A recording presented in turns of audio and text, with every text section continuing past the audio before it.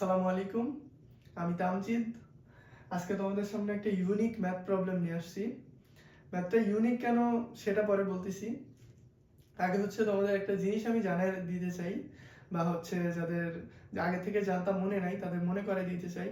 সেটা হচ্ছে, আমরা যখন ইকুয়েশন সলভের মাধ্যমে কোনো আননোন কোয়ান্টিটির ভ্যালু নির্ণয় করতে যাই, তখন আমরা যতগুলো আননোন কোয়ান্টিটির ভ্যালু নির্ণয় করতে যাব, মাস্ট বি আমাদের ততগুলা ইকুয়েশন লাগবেই লাগবে। তাদের চেয়ে কম সংখ্যক ইকুয়েশন যদি আমাদের কাছে থাকে, তাহলে আমরা ওই আননোন কোয়ান্টিটির ভ্যালুগুলা বের করতে পারবো না সবগুলা। তো আমরা যদি 5টা আননোন কোয়ান্টিটির ভ্যালু নির্ণয় করতে যাই, তো আমাদের 5টা ইকুয়েশন লাগবেই লাগবে। 6টা 7টা 8টা হইলে তো পারবোই, বাট 4টা 3টা 2টা বা 1টা বা 5-এর চেয়ে কম যে কোনো সংখ্যক ইকুয়েশন থাকলে আমরা 5টা আননোন কোয়ান্টিটির ভ্যালু নির্ণয় করতে পারবো না। তো এখন আমরা এই কোশ্চেনটা পড়ি। কোশ্চেনটাতে একটা ইকুয়েশন দেয়া আছে, which is 4 to the power a minus 36 to the power b is equal to 28, where a and b is positive integer. Find the value of a and b. Last line কি বলছি? Find the value of a and b, তার মানে দুইটা আমাদের unknown quantity বের করতে বলছি। But আমাদের কোশ্চেনে কি দেয়া আছে? একটা মাত্র ইকুয়েশন দেয়া আছে। তো আমি যে ফার্স্টে কথাটা বলছিলাম সেটার সঙ্গে কোশ্চেনটা কেমন কন্ট্রাডিক্টরি হয়ে গেল না? বাট এই কোশ্চেনটা সলভ করা যাবে, বা কন্ট্রাডিক্টরি হইল না। কিভাবে হইল না সেটাই আমাদের এই হিন্টসটা বলে দিবে। এই যে আমাদের হিন্টস একটা দিছে না, যে a এবং b পজিটিভ ইন্টিজার, এইটাই আমাদের আরো একটা ইকুয়েশন রূপে কাজ করবে কোশ্চেন সলভের সময়, এবং সেটাই আমাদের আসলে a and b এর ভ্যালু নির্ণয় করতে সাহায্য করবে। কিভাবে সাহায্য করবে কোশ্চেনটা সলভ করার ক্ষেত্রেই দেখতে পারবা। চলো সলভ করি। অ্যান্সারের ক্ষেত্রে ফার্স্টে যে ইকুয়েশনটা আছে সেটা যদি আমরা লিখে নেই, যে 4 to the power a minus 36 to the power b is equal to 28. Second লাইনে আমরা এভাবে লিখতে পারি 2 to the power a whole square minus 6 to the power b whole square is equal to 28.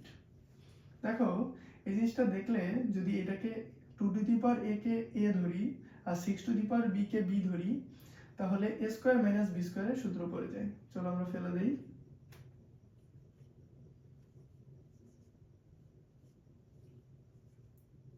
a plus b into a minus b is equal to 28. এখন এই যে লাইনটা আছে, এই লাইন থেকেই আমাদের কিছু জিনিস বুঝে নিতে হবে। কি কি জিনিস আমাদের বুঝে নিতে হবে সেটা বলতেছি আমি। এখানে কি আছে দেখো তো, 28। 28 কি একটা পজিটিভ সংখ্যা এবং জোড় সংখ্যা। আচ্ছা ঠিক আছে, এতটুকু বুঝছি। আবার এই পাশে দুইটা বক্স আছে, দুইটা বক্স থেকে অবশ্যই দুইটা সংখ্যা আসবে। দুইটা সংখ্যা আসবে, কি আসবে জানি না, বাট আসবে। তো দুইটা সংখ্যার গুণফল একটা পজিটিভ সংখ্যা। ইট মিন্স এই দুইটা সংখ্যা অবশ্যই দুইটাই নেগেটিভ হবে অথবা দুইটাই পজিটিভ হবে।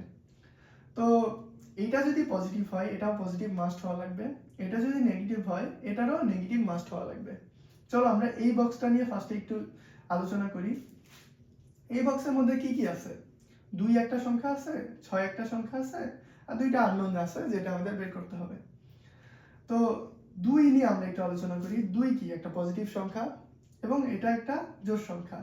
তো একটা পজিটিভ জোড় সংখ্যার উপরে a আবার বলে দিছে পজিটিভ ইন্টিজার। তো একটা পজিটিভ জোড় সংখ্যার উপরে পাওয়ার হিসেবে যদি একটা পজিটিভ ইন্টিজার সংখ্যা থাকে, তাহলে এর ফল অবশ্যই একটা জোড় সংখ্যা হবে এবং পজিটিভ হবে। এতটুকু তো বুঝতে পারছি। এটাও 6ও তো একটা পজিটিভ এবং জোড় সংখ্যা। একটা পজিটিভ জোড় সংখ্যার উপরে পাওয়ার হিসেবে একটা পজিটিভ ইন্টিজার থাকলে অবশ্যই এটা একটা পজিটিভ এবং জোড় সংখ্যাই অ্যান্সারে আসবে।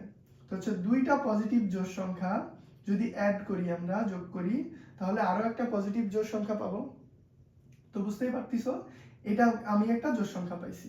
তো এখানেও একটা জোড় সংখ্যা পাবো, মাস্ট বি। তো জোড় বিজোড় নিয়ে আমাদের কাহিনী শেষ। এখানে জোড় পাবো, তো এখানে দেখো 2 টু দি পাওয়ার a একটা জোড় সংখ্যা পাবো, 6 টু দি পাওয়ার b ও আরেকটা জোড় সংখ্যা পাবো। দুইটা জোড় সংখ্যার বিয়োগফল আরো একটা জোড় সংখ্যা হবে। বাট দুইটা যে বিয়োগফল, এই জন্য অনেকে ভাবতে পারি যে এটা কি মাইনাসে আসবে, বাট মাইনাসে আসবে না, এটা একটা পজিটিভ সংখ্যাই আসবে সম্পূর্ণটা মিলে। কেন আসবে? কারণ এখানে একটা পজিটিভ সংখ্যা পাইছি, দুইটাই তো পজিটিভ হওয়া লাগবে, তবেই তো আমাদের এই পাশে একটা পজিটিভ সংখ্যা আসবে, তাই না? তো হচ্ছে কি কি বুঝলাম? এখানে একটা পজিটিভ জোড় সংখ্যা আসবে, এখানে আর একটা পজিটিভ জোড় সংখ্যা আসবে। তো 28 কে আমরা ভেঙে কিভাবে দুইটা সংখ্যার গুণফল আকারে লিখতে পারি আমরা একটু এই পাশে দেখি। তো সেটা হচ্ছে 1 ইনটু 28, আবার আরেকভাবে লিখতে পারি 2 ইনটু 14, আবার আরো একটা ভাবে লিখতে পারি সেটা হচ্ছে 4 ইনটু 7। বাট কি বলছিলাম, দুইটাই কিন্তু পজিটিভ সংখ্যা, মানে সরি জোড় সংখ্যা আসছিল, তাই না? পজিটিভ তো সবগুলোই, বাট জোড় সংখ্যা আসছিল, রাইট? দেখো তো 1 কি জোড় সংখ্যা? তার মানে কি এই সেটটা আমাদের অ্যান্সারে হবে না। আবার এখানে দেখো 7 কি জোড় সংখ্যা? না, বিজোড় সংখ্যা। তার মানে এই সেটটাও আমাদের অ্যান্সার হবে না। তার মানে আমাদের এই সেটটা হবে অ্যান্সার, রাইট? এখন এই সেটটা অ্যান্সার হবে এতটুকু বুঝছি, বাট এই যে 2 two the power a plus 6 two the power b, এইটার মান 2 হবে নাকি এটার মান 14 হবে? এটা হচ্ছে এখন কোশ্চেন। এখন দেখো, এটা হচ্ছে দুইটা জোড় সংখ্যার যোগফল, আর এটা হচ্ছে দুইটা জোড় সংখ্যার বিয়োগফল। তো দুইটা অবশ্যই বুঝতে পারতেছো যে হচ্ছে দুইটা জোড় সংখ্যার যোগফলটা হবে বড় দুইটা জোড় সংখ্যার বিয়োগফলের চেয়ে। সো হচ্ছে নরমালি বোঝাই যাইতেছে যে হচ্ছে এইটা সমান হবে 14 আর এইটা সমান হবে হচ্ছে 2। তো আমরা দুইটা যদি এখন লিখে ফেলি নিচে, যে 2 two the power a plus 6 two the power b is equal two 14, আবার এইটা সমান কি 2, তাহলে 2 two the power a minus 6 two the power b is equal two 2। এই যে আমরা দেখো দুইটা সমীকরণ পেয়ে গেলাম। এখন এই দুইটা সমীকরণকে সলভ করলেই আমরা দুইটা আননোন কোয়ান্টিটির ভ্যালু পেয়ে যাব।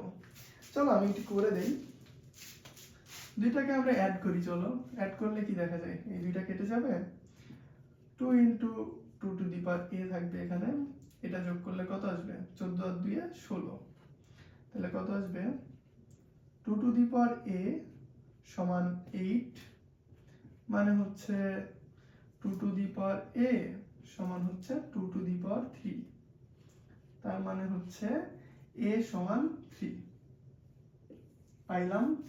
এর মানটা কিন্তু আমরা পেয়ে গেছি।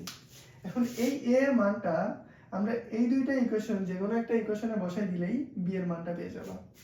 চলো b এর মানটা আমি একটু মুছে দেই, তারপরে হচ্ছে বলি। এর মানটা আমাদের থাকলো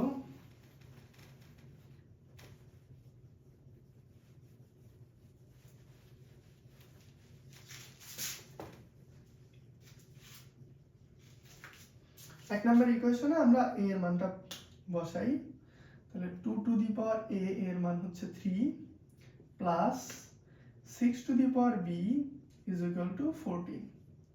আচ্ছা, পরের লাইনে আমরা কি লিখতে পারি, 6 two the power b is equal two 14 minus 8, মানে 2 কিউব মানে 8, ওই পাশে গিয়ে মাইনাস হয়ে গেল। তো এই পাশে আমরা কি লিখতে পারি, যে 6 two the power b is equal two, এখানে আসলো 6, তার মানে 6 টু দি পাওয়ার 1, তার মানে b ইজ ইকুয়াল টু 1। তার মানে আমরা a এর মানটাও পেয়ে গেলাম, b এর মানটাও পেয়ে গেলাম। বাট এই ধরনের কোশ্চেনে অবশ্যই আমাদের ক্রস চেক দিতে হয়, মানে সিদ্ধ করতে হয়, বয়লিং করতে হয় আর কি। তো a এর মান যদি এখানে 3 বসাই, তাহলে হচ্ছে 4 টু দি পাওয়ার 3, আমি যদি ক্যালকুলেটর নেই, 4 to the power 3 minus 36 to the power 1, মানে 4 টু দি পাওয়ার 3 করলে কত হবে, 4 4 এ 16, 4 16 64, তাহলে 64 থেকে 36 বিয়োগ, 64 থেকে 36 বিয়োগ দিলে 28 হয়, তার মানে এই পাশেও 28 আছে। তো দেখছো আমাদের সিদ্ধটাও হয়ে গেছে, তার মানে আমরা যেই দুইটা হচ্ছে অ্যান্সার বের করছি সেটা মিলছে, সিদ্ধ হইছে, তার মানে হচ্ছে এই দুইটাই অ্যান্সার। তো আমরা এখানে অ্যান্সার লিখে দিতে পারি যে answer A B is equal to হচ্ছে 3,1। এই তো।